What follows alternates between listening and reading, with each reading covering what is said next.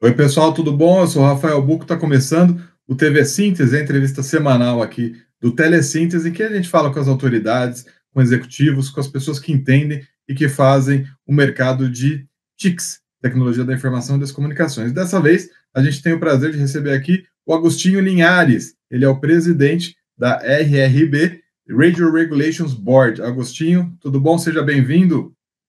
Olá, Rafael. Uma grande satisfação estar aqui com vocês. Obrigado, eu que agradeço a sua presença. Eu queria começar pelo começo, com você dizendo para a gente o que é o RRB. É um organismo bastante importante, bastante relevante no mundo, isso sou eu que estou falando, mas você vai explicar melhor qual que é a sua missão, qual que é a missão do RRB. Por favor, o que vocês fazem? Por que vocês são tão importantes para pessoas que não acompanham necessariamente o mercado de telecomunicações ficarem inteiradas sobre esse importante departamento aí da ONU? Não, obrigado pela pergunta, Rafael. E realmente é uma ótima oportunidade para explicar efetivamente o que o RRB faz e o seu papel dentro desse ambiente da União Internacional de Telecomunicações, que é a agência especializada em telecomunicações da ONU. Então, para a gente explicar o que o Radio Regulations Board faz, é importante primeiro explicar o que é o Radio Regulations, né? Então, o Radio Regulations ele é um tratado internacional. Ele está dentro do escopo de 4 documentos da OIT que fazem parte deste tratado. Então, você tem a Constituição da OIT, você tem a Convenção da OIT, e dentro da Constituição você tem a definição que o Radio Regulations ele é um regulamento administrativo da OIT e que o ITR, International Telecommunications Regulation, também é um documento administrativo. Então, esses 4 instrumentos fazem parte do tratado. E que, uma vez que nós temos um decreto legislativo 67 do ano de 98 e o decreto presidencial 2962 do ano de 99, eles já foram incorporados ao nosso ordenamento jurídico. Então, o que está nesses instrumentos que fazem parte do Tratado Internacional, onde o Brasil é signatário, valem como uma lei ordinária dentro do nosso país.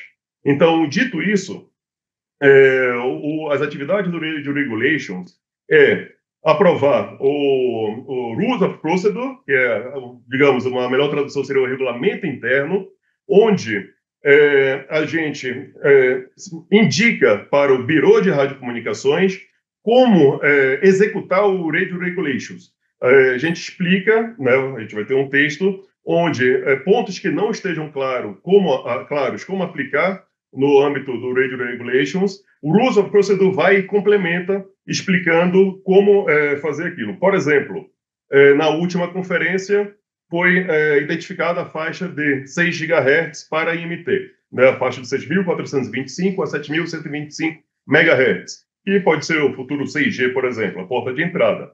E tem uma questão de proteção de serviço fixo por satélite, onde essa é uma faixa de uplink de satélite também, e a Conferência Mundial de Radiocomunicações aprovou regras para proteger o serviço fixo por satélite. Então, chegou o tema até o Radio Regulations Board e nós indicamos como deve ser feita aquela interpretação para proteger. Então, basicamente, cada país, quando for notificar uma estação, ele tem que garantir aquela proteção dentro daqueles limites estabelecidos na WRC.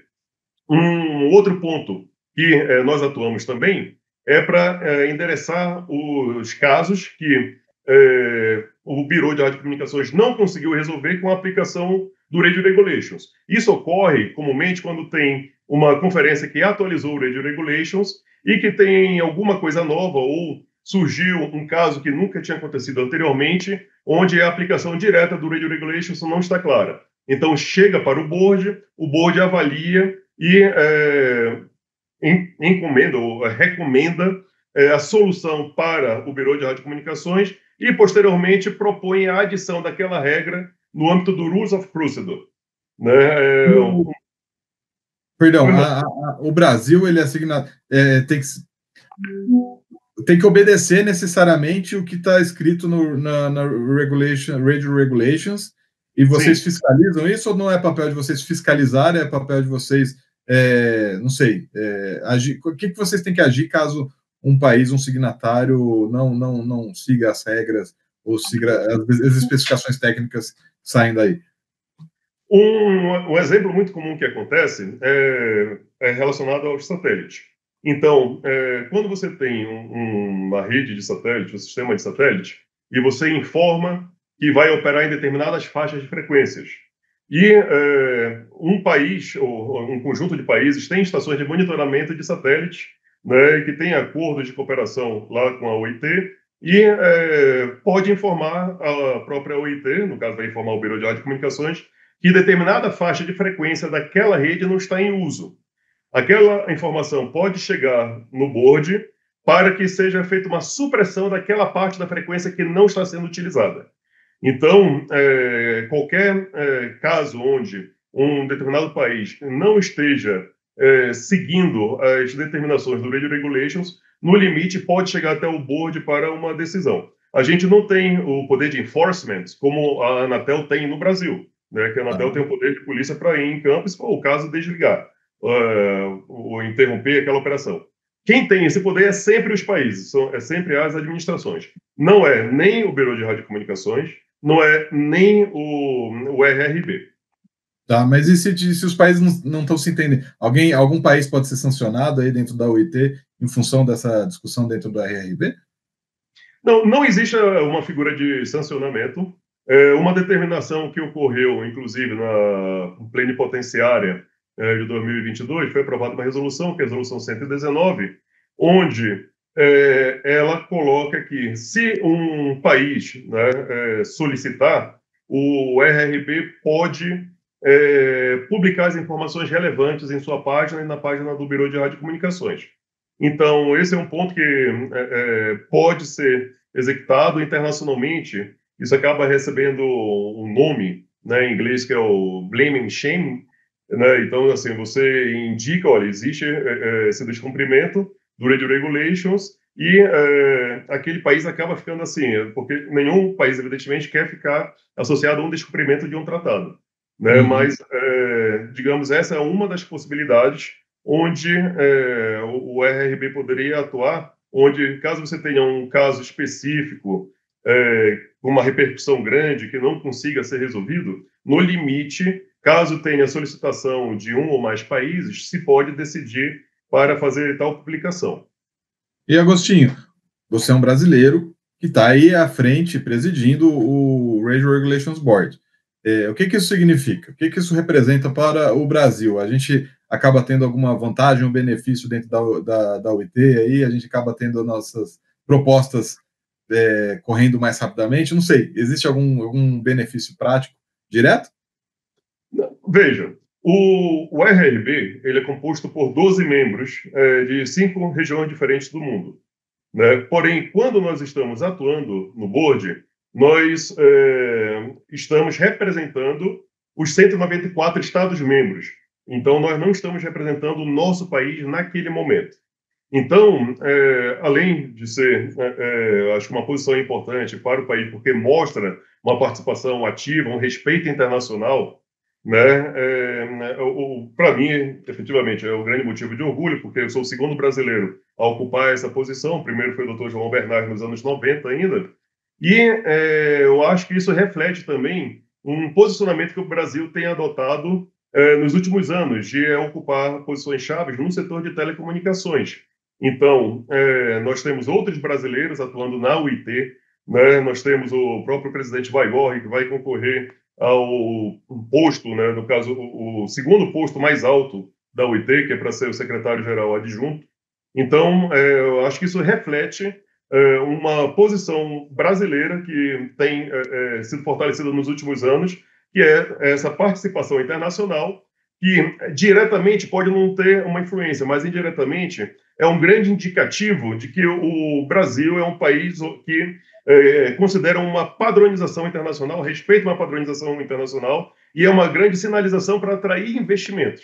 Então, não é nada direto. Quando estou no RRB, eu estou como membro do RRB, eu não estou como Brasil ali, mas todo esse rol de brasileiros que estão ocupando posições relevantes lá na OIT, eu acho que é uma sinalização para investimentos para virem para o Brasil, né, porque é uma sinalização muito positiva.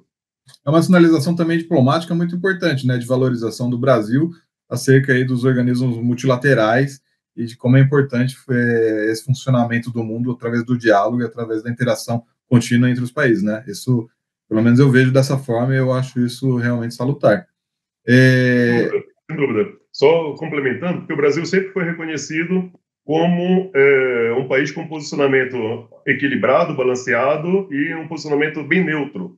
Então, eu acho que isso corrobora com essa visão que os outros países têm do Brasil e, na realidade, com essa estratégia brasileira, né, de ocupar essas posições relevantes, acho que fortalece essa posição nesse ambiente de multilateralismo da ONU. Você se tornou presidente da RRB quando?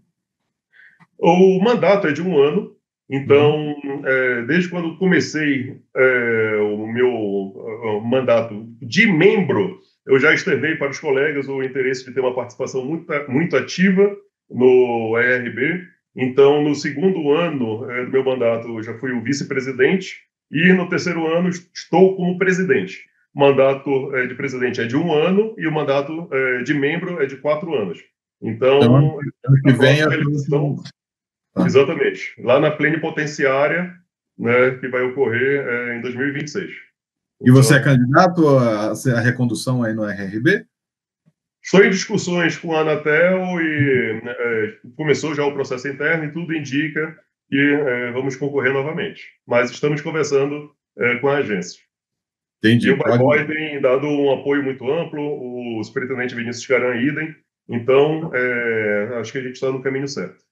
Mas tem a reeleição, a figura da reeleição é possível. O É Brasil tem que possível. substituir, tem que mandar outra pessoa. Ah, tá. É Na possível. realidade, é muito natural quem já está no board concorrer mais uma vez, porque você tem direito a uma reeleição, a concorrer a uma reeleição, né? Agora, quer queira, quer não, eu vou bater nessa tecla aí do Brasil, brasileiro aí. Não deixa de ser o Brasil uma pessoa que conhece muito do assunto, estando a par de assuntos que são estratégicos para o desenvolvimento das comunicações do Brasil, do mundo, perdão. Quer dizer, você está por dentro de discussões que talvez ainda nem tenham chegado no Brasil, mas que você já vê que já está incomodando alguns países, alguns territórios, algumas fronteiras, alguma coisa nesse sentido. E aí eu te pergunto, assim, nesse ano que você está aí à frente da presidência da RBB, teve alguma decisão importante que repercutiu, ou que você vê que possa vir a repercutir logo no Brasil? Algo que seja assim para você que, olha, é importante a gente ficar de olho, que isso vai chegar, isso vai crescer, alguma coisa nesse sentido? Sim, no âmbito do ERB, a gente tem que avaliar as demandas que chegam para a gente, inclusive, durante as conferências mundiais de radiocomunicação, nós apresentamos um relatório para a conferência desses tópicos que têm chegado, né, para a atenção dos países membros. Então, nessa linha, na última conferência, a gente incluiu assuntos bem relevantes, como, por exemplo, a sustentabilidade espacial, a questão da aplicação do artigo 4.4 do Radio Regulations, que é basicamente uma orientação para os países utilizarem as atribuições, fazer consignações de radiofrequências de acordo com as atribuições internacionais, né? Tem uns casos de exceção, mas são pontos que você utilizar muitas vezes a exceção acaba preocupando uma gestão do espectro a longo prazo.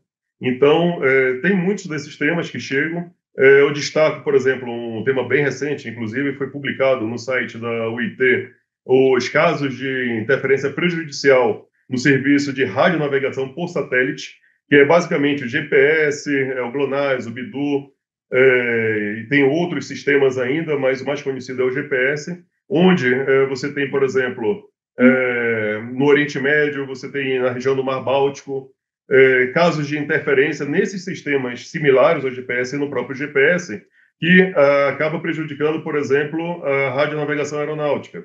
Aviões têm que mudar a rota, em alguns casos têm que utilizar até métodos um pouco mais antigos, né, para poder fazer uma navegação segura. Então, são temas que têm chegado até a gente, né, e a gente emite recomendações de realização de reuniões entre os países, né, reuniões multilaterais. É um tema extremamente sensível, porque alguns desses países estão atualmente em guerra, mas são temas que a gente tem tratado. O Brasil, aparentemente, não é afetado, então, por esse tipo de discussão, por enquanto, mas é algo que você está vendo que é crescente, que é a interferência nos sistemas de localização. É isso que você tá me falando. Isso poderia acontecer na região aqui no Brasil, a fronteira de Brasil com Paraguai, Uruguai, e Argentina, Venezuela, Bolívia. Isso poderia acontecer por algum motivo ou você não vê isso acontecendo por aqui? Assim, qualquer caso de interferência prejudicial pode chegar no limite no Radio Regulations Board, caso não seja resolvido no âmbito do Bureau de Radiocomunicações. O Brasil teve outros casos de interferência prejudicial e, por intermédio de reuniões bilaterais e multilaterais, conseguiu resolver, seja Brasil e Paraguai, Brasil e Colômbia. Então, dentro desse escopo América do Sul, o Brasil tem feito seu dever de casa e tem conseguido resolver esses problemas de forma bilateral, sem sequer necessitar chegar no âmbito da UIT. Né? Mas já teve casos, sim, né, principalmente relacionados a 3G, 4G, né, no passado, onde o Brasil teve que atuar, né, a Anatel junto com o regulador dos países vizinhos. Agora, esses casos que você citou do Mar Báltico, você citou que são países que estão em conflito em alguns casos.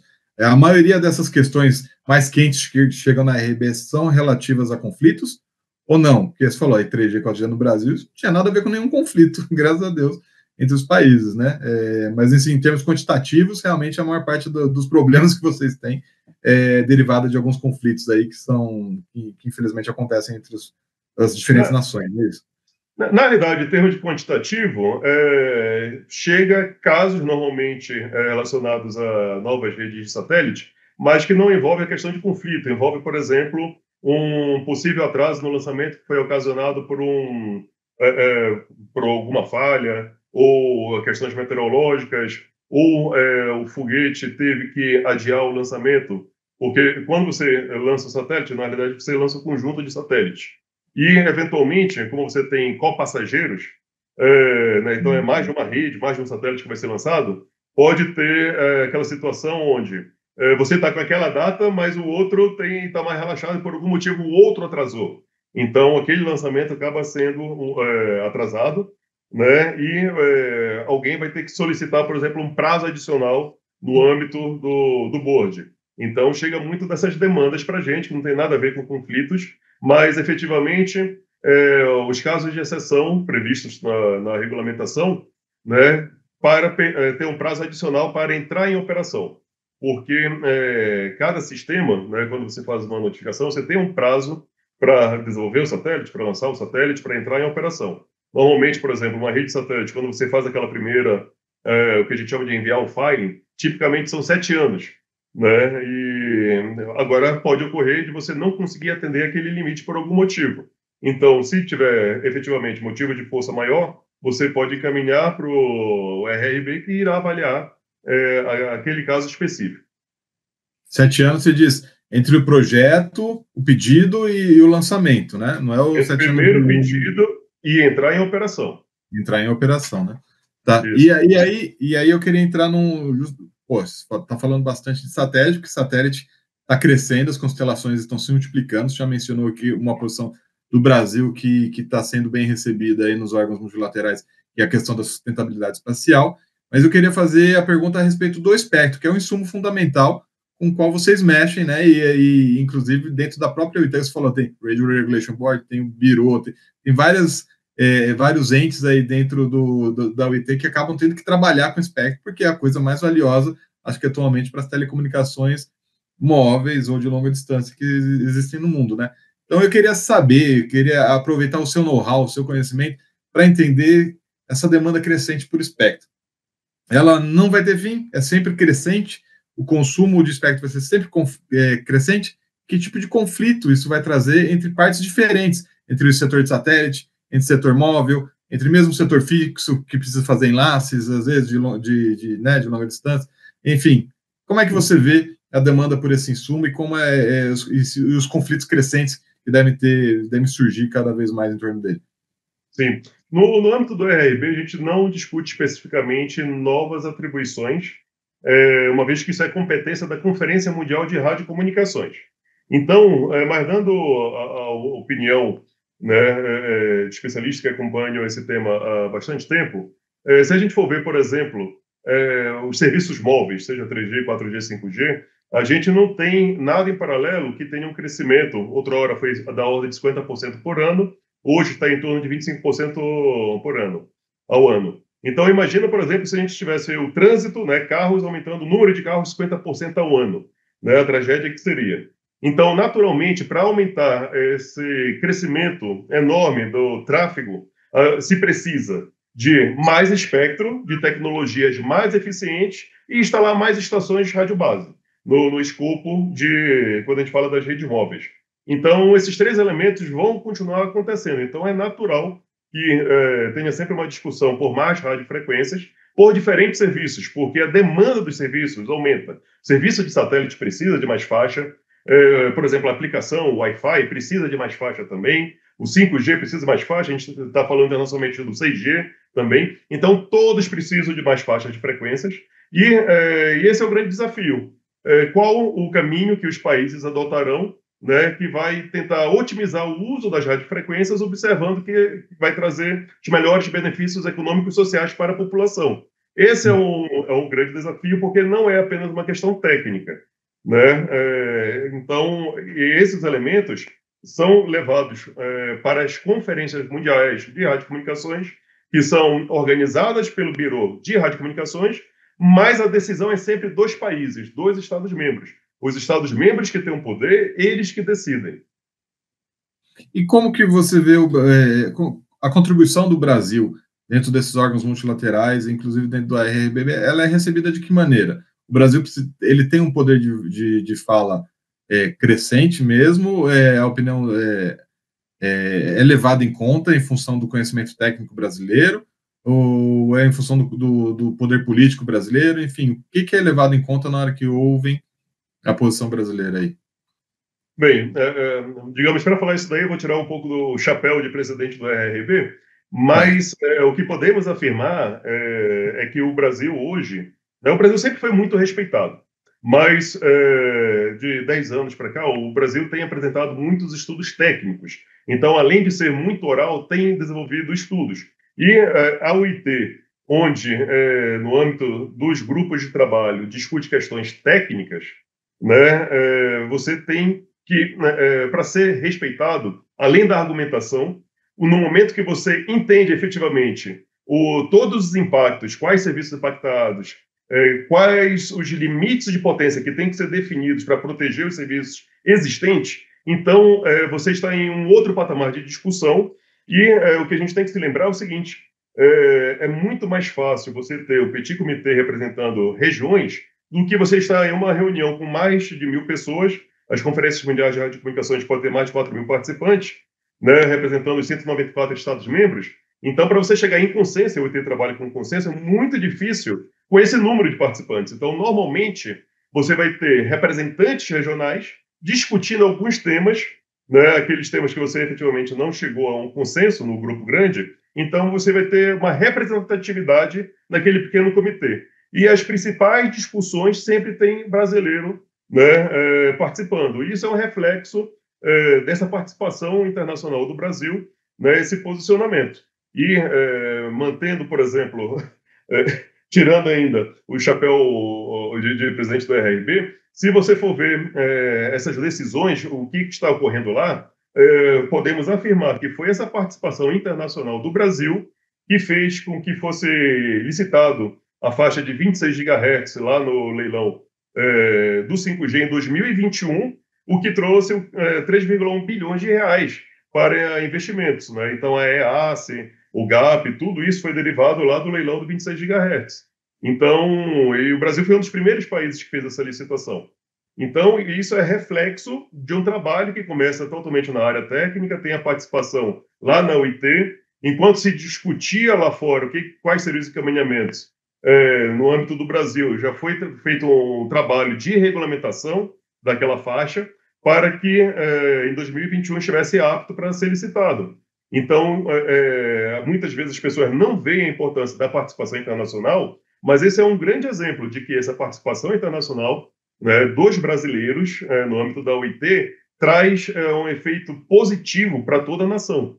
Né? Então, as licitações de faixa de frequência, né, o Brasil vai fazer em breve a licitação de sobras de novas faixas também. Então, isso é um reflexo dessa participação internacional. Na medida que o país regulamenta de forma pioneira aí o uso de uma faixa, por exemplo, libera essa faixa para uso, ele acaba influenciando o seu entorno e ajuda naquela economia de escala que todo mundo fala do setor de telecomunicações. Quer dizer, é mais provável que os preços dos devices, dos equipamentos necessários para a construção dessa rede caiam, porque vai ter mais gente usando. É isso que você está falando aí. Eu estou lendo nas Sem entrelinhas, dúvida. pelo menos. Sem dúvida, o Brasil vai ser utilizado como uma referência pelos países vizinhos. O próprio edital do 5G no Brasil foi utilizado como referência por outros países da região. E, além disso, o que é importante avaliar, se você for ver as três grandes operadoras que se tem no Brasil, elas, basicamente, as matrizes são de fora do Brasil. E essas matrizes têm operação em outros países além do Brasil, da nossa região. Então, quando você é pioneiro em uma licitação, aquela matriz vai acabar participando, né? Essa é a tendência histórica, e você faz o investimento primeiro no Brasil. Né? E como tem obrigações, são obrigações de longo prazo, então você acaba tendo que fazer aquela previsão de que vai ter que fazer os investimentos ao longo dos anos. Então, para países, né, sul-americanos, latino-americanos, onde as principais operadoras têm matriz fora, eu acho que é importante você chegar primeiro também com essa questão da tecnologia, porque no planejamento internacional dessas grandes empresas vai ser observado, além do mercado, e o mercado brasileiro é um excelente mercado, essas obrigações já assumidas. Agora eu queria voltar na questão do satélite, né? Porque a questão do satélite é importante, na minha opinião, porque tem basicamente uma empresa que está dominando a parte das constelações de órbita baixa e as outras constelações ainda estão sendo criadas. Quer dizer, tem uma empresa já bastante avançada, alguns anos aí de pioneirismo bastante à frente e reservando muitos canais, né? Reservando muito espaço que existe para constelação. Aí eu queria saber esse tipo de disputa sobre o uso do espaço sideral também entra na RRB? Isso chega até vocês de alguma maneira? Bem, nós elaboramos um relatório em atendimento à Resolução 80 para a Conferência Mundial de Radiocomunicações de 2023. Neste relatório tem um item específico que a gente trata sobre sustentabilidade espacial, né, que entendo que a sua pergunta envolva muito essa questão da sustentabilidade espacial, que é um tema que, inclusive, o Brasil tem liderado em âmbito internacional. Então, naquele relatório, o que o board levantou foi o incentivo de discussões para garantir uma coordenação mais efetiva. Então, quando a gente discute sustentabilidade espacial, a gente tem diferentes dimensões. Normalmente, a OIT ela vai cuidar da coordenação em si do satélite, né, dado o uso da radiofrequência. E fazer o de-orbit. O que é o de-orbit? Você tem um satélite, por exemplo, de onde é o estacionário, a 500 quilômetros de altitude. O tempo médio de vida dele naquela posição vai ser de 5 anos, 7 anos. Depois que ele deixar de operar, se nada for feito, ele vai voltar à Terra em mais 5 ou um pouco mais de anos. Então, não convém deixar ele orbitando bem ali sem controle. Então, é importante fazer o de-orbit, fazer ele retornar e ele vai ser queimado ali na atmosfera. Então, você tem a discussão tanto da coordenação do satélite, quanto a questão do incentivo a fazer o de-orbit. Então, o nosso relatório foi muito nessa linha dessas duas dimensões. Do ponto de vista internacional, além da OIT, a gente tem um outro organismo muito importante, que é o COPUS, né, que é um escritório da ONU para tratar do uso do espaço exterior, e ele cuida dessas questões do objeto espacial em si. Né? Enquanto a OIT cuida das radiofrequências e órbitas, né, o Corpus complementa com todas as outras temas relacionados ao uso da órbita. Então, existe sim essa preocupação, existem essas outras dimensões e grupos diferentes discutindo esse tema, seja no âmbito da UIT, seja no âmbito da Corpus, né? Outros temas que é muito importante tratar em um desses ambientes internacionais, por exemplo, como você vai proteger o serviço de radioastronomia, porque você vai ter mais satélites em operação que vai refletir mais a luz do Sol, atrapalhando os radioastrônomos. Então, isso daí, você é um serviço científico que normalmente você não percebe a importância, né, para a nação ou para os países, mas é importantíssimo porque é um indicativo do que pode acontecer lá na frente. Porque quando você avalia o espaço, na realidade você está avaliando o que aconteceu no passado e que você consegue ver hoje. Então, é um trabalho extremamente importante, tem que ser protegido. Então, essa é uma das Já discussões. teve solução para isso? Não. As empresas. Eu lembro que a Starlink estava pintando os satélites com uma cor especial, tinha esse tipo Existem essas de discussões, demanda. exatamente. Então, algumas das operadoras estão interagindo com os organismos de radioastronomia para tentar resolver este problema, pelo menos minimizar. Então, a gente vê esse movimento. Tem movimentos também, porque esses satélites mais avançados, todos têm a capacidade de fazer manobra. Então, na hipótese de existir um risco de ter um impacto entre satélites, eles já fazem a manobra antecipadamente, eliminando o risco. Mas a gente tem muito detrito espacial. Então, uma outra discussão sobre sustentabilidade espacial é como garantir e minimizar o número de detritos existentes. O detrito pode ser resto de satélite, pode ser qualquer resto de meteorito, enfim, qualquer coisa bem ali, eles têm mapeados centenas de milhares de detritos acima de 1 centímetro, né? Mas quando está caminhando, viajando a 27 mil quilômetros por hora, tem uma energia gigante que pode destruir o que tiver na frente.